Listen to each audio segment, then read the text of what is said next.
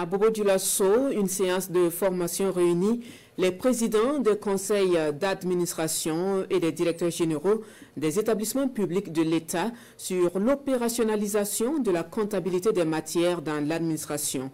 Une session organisée par le ministère en charge de l'économie à travers sa direction régionale, sa direction générale des affaires immobilières et de l'équipement de l'État. Kassoum Milogo, Ali Traoré, Le Point.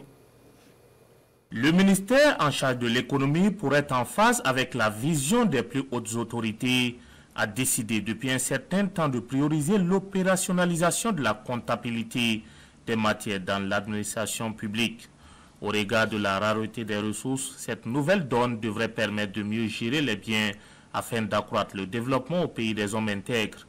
Pour la mise en œuvre réussie de cette vision, la formation des présidents des conseils d'administration et des directeurs généraux des établissements publics de l'État s'avère plus que nécessaire. C'est en 2024, nous avons commencé à nommer aussi des comptables principaux des matières dans les EPE.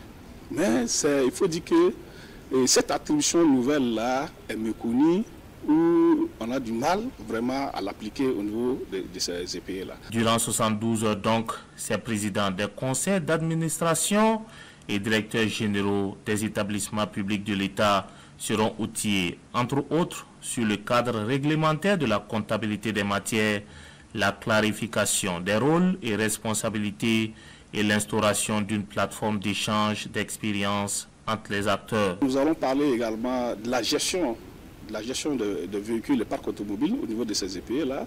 Nous allons parler de la gestion de carburant également. Nous allons parler aussi de la gestion de l'eau, l'électricité et les téléphones à ce niveau. À l'issue de cette formation, donc, ces participants devraient être en mesure d'apporter leur touche pour mieux gérer les ressources dans les différentes structures afin d'assurer un meilleur développement au Burkina Faso.